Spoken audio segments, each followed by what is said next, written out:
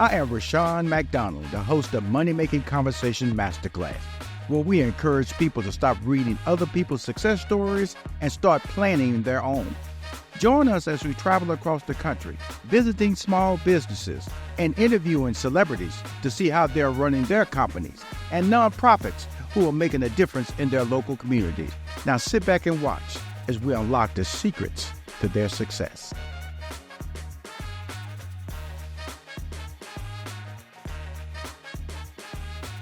Hi, I am Rashawn McDonald. I host this weekly Money Making Conversation Masterclass show.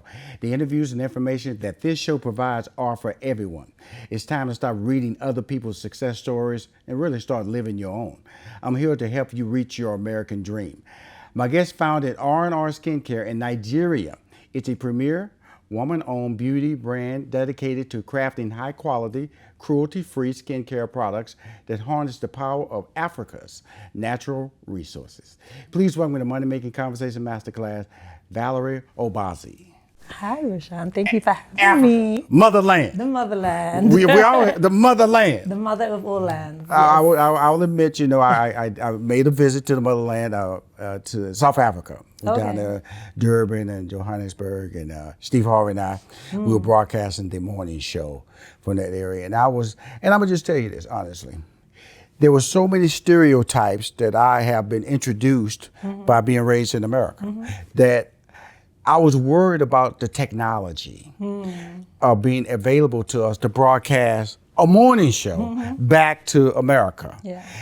Does that annoy you, that those type of stereotypes of inefficiencies, poor technology, I'm gonna use the word ignorance, dominates the media presentation of Africa? I think ignorance doesn't always have to be an insult. If you don't know, you just don't know better, right? So until you experience or you research personally to find out more, how are you going to know? You've been fed stories your whole life and been told what Africa is like. So it's intentional. So you don't go back there. But when you go, you have your own experience. You get to know the reality on ground. Yes, the continent is still developing, but we are way ahead in so many different ways that people wouldn't even begin to understand. So until you get there and until you share your experience, how is anyone going to know? And thankfully we have the internet and we have Instagram and stuff. So people, it's a global village now. Everyone gets to see how people partied in Lagos in December or in Accra in January, and they get to know that there's more to life than just their immediate purview. And I think that I don't get annoyed. I think that it's for everybody to experience for themselves. We all have our preconceptions. Until we break down those barriers, then how are we going to know? And so for me, even when I left the UK to move back to Africa, my entry point was Nigeria, Lagos, Nigeria. My husband is Nigerian. I'm from Ghana, but we both grew up in the UK, and I moved there to live with him after we got married. And for me, it was a perfect place to go from London to Lagos, because Lagos is so dynamic. And the film industry was huge already. Nollywood. Absolutely. I think Idris Elba is about to do a big deal down there, production deal. Yeah. Also in Ghana as well, actually. Idris, he's been working in Ghana to do some work there to ensure that production can take place well. So there's so much going on in the fashion industry. Absolutely. I like that the world has opened up to seeing what Africa has to offer. And even me, through beauty, people might think that beauty is shallow, right? But if we can show the richness of our raw materials and our ingredients through beauty and share that with the rest of the world, then people can understand that, good stuff does come out of Africa, because for so many years, people have believed that only bad things come out of Africa. Absolutely. Now, you nice transition, using the word beauty, you know what I'm saying? R&R Skincare. Yes. Why you? Why are you producing that? Why are you the face of that brand?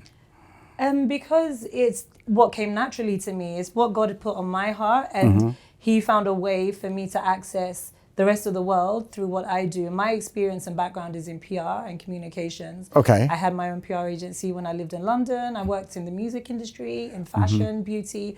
So landing in Lagos and just finding out the ground was so fresh to building brands, People definitely, that's big populations. Nigeria has like over 200 million people. Ghana, over 30 million people, right? And we're so used to bringing in products from the rest of the world. So we know Europe and America to be the place where everything great is produced. But the reality is that, the raw materials are coming from the continent and going over there to be produced, whether that's leather, right? Whether that's shea butter, whatever it is. Shea butter, come on now. Yeah, it leaves the continent raw and then is produced into finished products elsewhere. And chocolate, look at chocolate.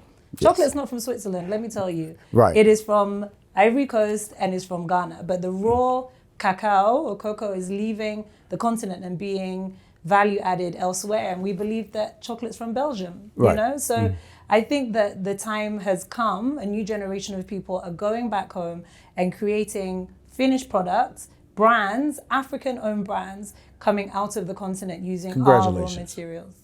So thank you. That's important because because people don't know. We get confused about where the final destination of products are being distributed versus where it was sourced. Yeah. And Africa has been the sourcing capital of the world for so many years. And the fact that you as an entrepreneur, let's put it right, you're an entrepreneur, a business owner, made the conscious decision, woman-owned business owner. Yeah. So do you, right now, to get your product is online. It's virtually online, Absolutely, correct? Yeah. But you do have stores. We do. Where are they located? We have 3 brick and mortar owned stores. One in Lagos, that was the first store we ever opened in 2013. And then we are now headquartered in Accra, Ghana, which is where I'm from. And we have 2 stores there. So one in the center of town in Laboni, which is a vibrant hub of hospitality, food, restaurants, clubs. You're a good storyteller. I'm just telling you, make me I'm about to go, come on now. Steve has been multiple times. Yeah, no. And we also have a store at the airport. So in the departure lounge at Ghana's Accra Airport, Kotoka International Airport. So as you're leaving, you pick up a piece of Ghana and come and share it with your friends, your family, or keep it for yourself. So what is the experience like going into the first store was in 2013? Yes. Is there an experience? Do you do hair there or is it just products being sold? It's just product based. We wanted to create an experience. Come in and buy products that are made here, buy us for everybody. So, you just want to walk into a store, because one of my frustrations when I moved back was I'd go to the store, I'd find something I like today and I'd go back next week and it's gone. Right. They're not manufacturing it here. Right. So they'd be importing it. And so there's always gaps. There's always gaps. You can't always get what you need. So the purpose gradually grew so that at the end of the day, we get it today. When you come back next month, it's still there because we're producing locally, we're sourcing locally, and you're always going to be able to find that product. So we wanted people to experience that brand feeling when you walk into our stores. Awesome. Let's talk about the product now. We have it right here, or the logo, or that look really resonates with me. Because it's been a thought process been put in there. Talk about that whole design of it, and then we're gonna get into the product and how it was just started, the evolution of R&R Skincare. So the logo, actually, I'm so glad you touched on that. It is a new logo. Okay. So when we started in Congratulations. 2010, thank you, we had another logo and we recently rebranded just in June. So June 24th, we relaunched R&R. We used to be called R&R Luxury. Okay. And we rebranded as R&R Skincare. Not that we've dropped the luxury. The luxury is in the quality of what we do. But we found that the name used to alienate people. People think that the price point would be beyond what they could reach, but actually our products are so affordable. Right. So we thought that luxury is something that you should feel, not say. So we dropped the luxury and we're now R&R Skincare. So we did have a logo similar to ours in a symbol, but our creative team decided to change the logo against my wishes at the time. But when they came back with what they had, I absolutely loved it. That is beautiful. It really is beautiful. And I'm glad you dropped luxury, because when I hear R&R luxury, I think of resorts. Yes. I think of Rob Report. Luxury. I don't think of anything that's related to something that I would put on my face or take care of my body because of that. So this is a very smart, to me. I like to consider myself a branding and marketing expert. Home run. Thank you. Home so run. much. The logo is home run. You tell them what you do, skincare. People know exactly what they're getting when they walk in the store and they walk out and they share with other people. Yes. Excellent move. Now, 2010. Was this an idea or a product in 2010 when it was founded? It was a need. Okay, talk to me about the So need. I just given birth. Okay. Becoming a mother for the first time. I have 3 kids now. Okay. 3 daughters, actually. You just motor. 3 daughters. Just motoring along, yeah. aren't you? They did happen quite kind of quick. They're big girls now. Okay. They're 14, 12, and 10. Good. But when I had my first baby, I just needed something natural to use on her skin. I didn't want to use the products that everybody used for babies for years because, the imported product, because we know that it's not necessarily the best thing. So being in Nigeria, I wanted to use something local and regional, and indigenous to the soil there.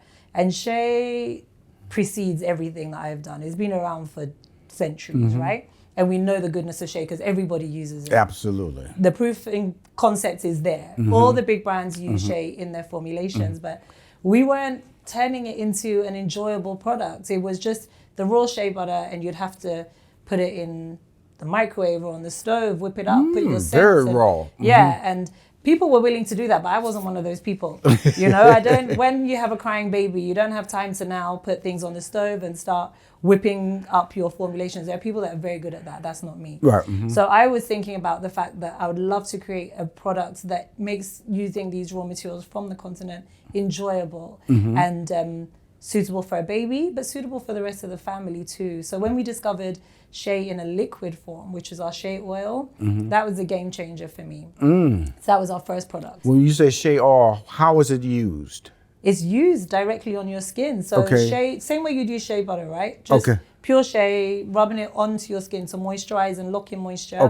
This is the oil version. So shea is made up of 2 parts. I won't get too technical. Cool. Solid and liquid. When you separate the liquid from the solid part, so you have stearin and olin. So the olin is the oil, and that's what we are giving you. So it still has all the amazing properties, moisturizing, healing, all of those good things, all of the good stuff. And we've bottled it.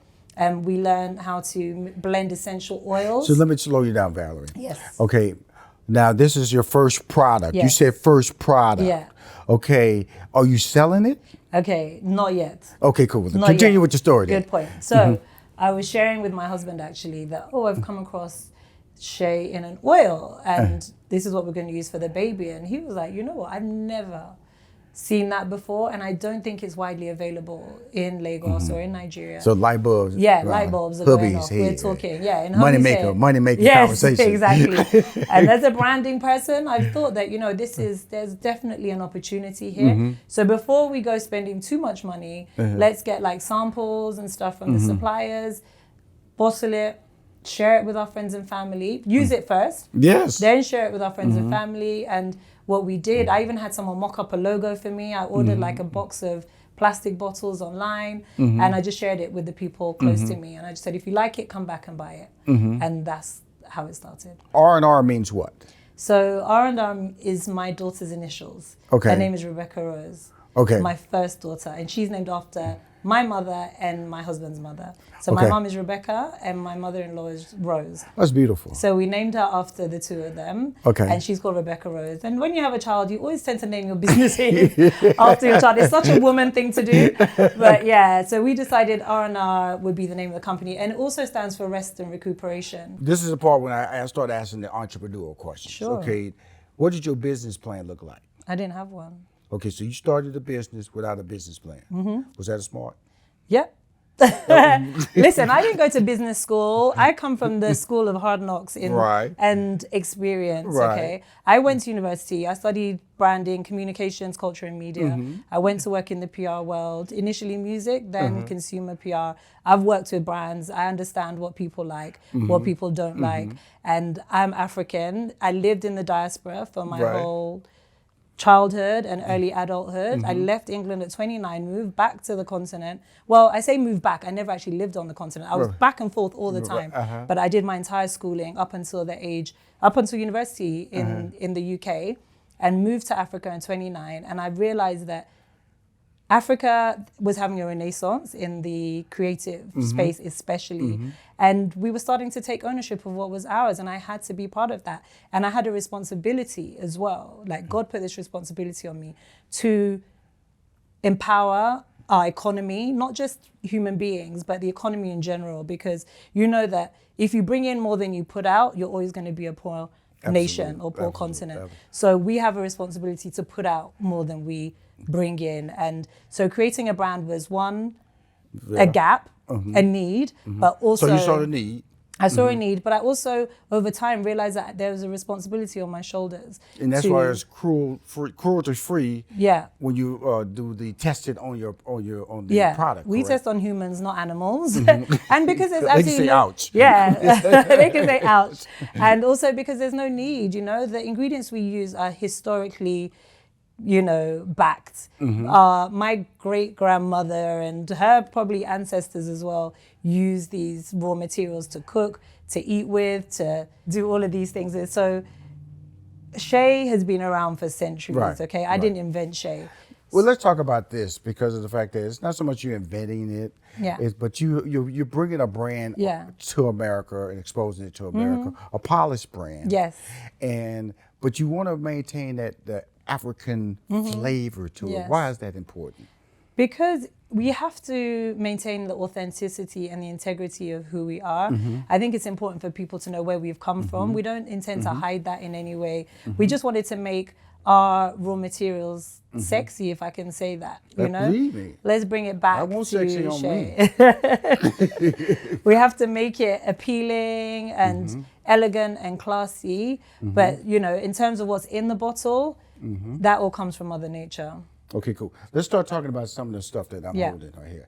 The infamous black soap. Yes. Now, I've seen it in the square black soap, and so why should I be encouraged to use this liquid black soap? Again, it's like the modernization of historical context. Black soap is a traditional cleansing method. Now, what is the difference? Because I think you have right here, you have the body oil. Yeah. This was your first product, correct? Yes, exactly. And then you have right here, you have the body butter. Yeah.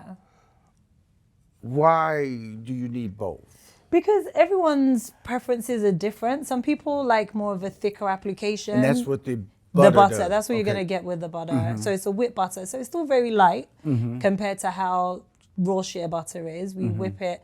We add our essential oils and our, little proprietary bits and pieces, which are all 100% natural, all sourced locally. And some people just prefer butter. Some people want an oil, something that's a bit lighter and easier and quicker to apply. So it just all depends, comes down to preference. Right, because then you have the hand cream. Yes. Now, I'm just asking, okay, because I have the oil, I have the butter, and then I have the hand cream. Yeah.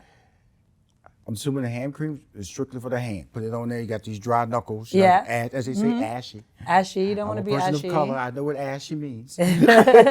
so I use this. You can put that in your car, in your little man purse if you have one, or women. Your purse. Like that put all it in my your life. purse, Come on now. And or your briefcase, and then the ladies put it in their handbag. So you just carry it around with you when you need a little moisture top up. Let's go be real now. Yeah. You're not just over here for vacation. No, okay? not this Being time. on Money Making Conversation Masterclass. Yes.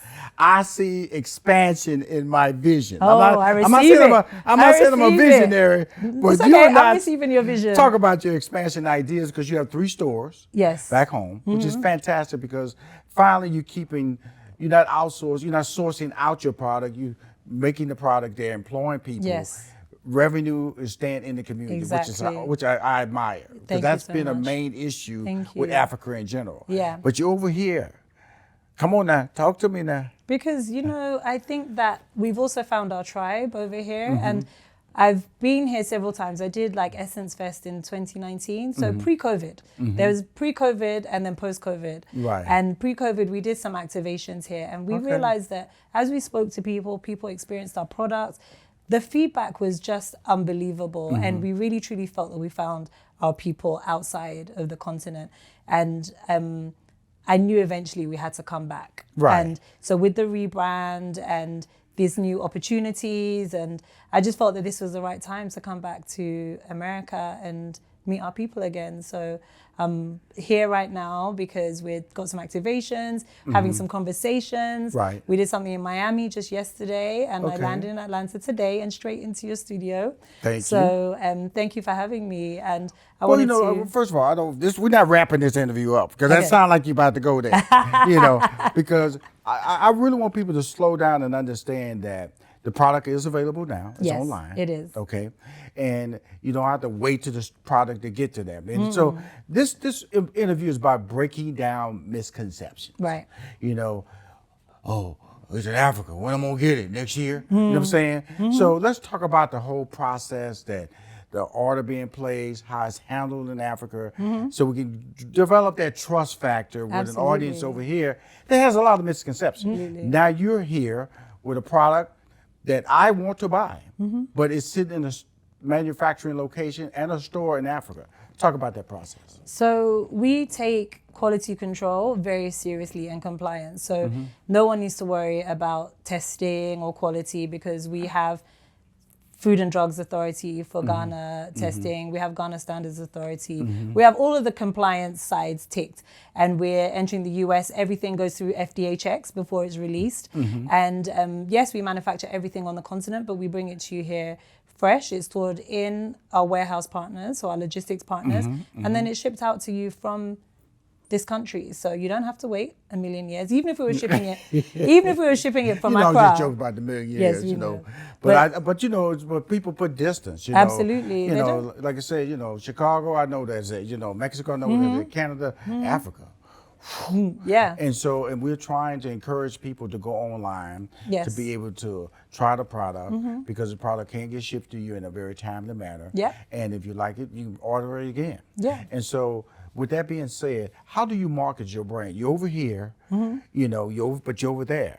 How are you marketing your brand? You know, you already told me, Rashawn, you know, before I started all this, I had a PR company. Yes. And I shut it down and all that. So you are much aware about marketing. Yes. Tell us about this in art. For me, PR is what I do. It comes naturally, but we have a marketing team, both local and global marketing team, that are helping us get the word out there. Too much. You just say all local and global.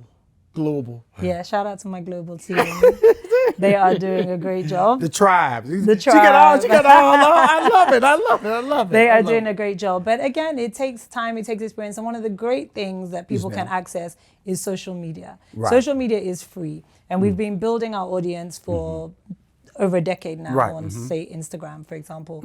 So you can go on there, you can feel, you can touch, you can read our story, you can watch our story. We've done so many documentaries in-house about our story and about our production facility. So we produce our own raw materials. You can see the women that are part of that. You can understand where it comes from. We have quality processes. We meet all of the standards, good manufacturing practice. If you're into manufacturing, you know about that. We're clean where that is concerned. And to see the women at the end of the value chain who pick the nuts, produce into butter, make the soaps, they're all part of this story. So every single product you buy, you know, it does eventually go back to them. It feeds back into that holistic part of the supply chain. Yeah, pride. And also our hope and our goal is to change their lives in terms of their economic prospects. Right. Well, Valerie, I'm going to just tell you, I'm impressed by the process. Thank you. First of all, you know, you're outstanding communicator. Oh, but thank you. Because this is a story we're trying to tell. Yeah. You know, the logo, R&R Skincare, very impressive. I love, what's this, kind of like a brown and green? Yeah, very neutral and earthy. Very neutral. And but it also feels like it is Africa, in a sense. You know, feel like earth tones. Yes. Strong earth tones here.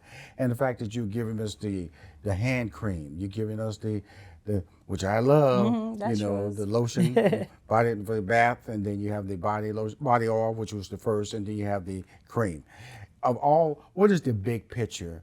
We talked about it earlier, but as we close, what is the big picture for R&R Skincare? I think just growing an African brand and taking it to the rest of the world and sharing the beauty of Africa through our formulations, through what we do, and letting people know that this is just a small representative of the entire continent and what it's capable of. Well, my friend, thank you for coming on Money Making Conversation. Thank you for having me. Really, I appreciate you taking the time to come in here and share your story, but also share an international perspective on success. Thank you. The pleasure is all mine. Thank you so much for having me. We'll talk soon. Thank you.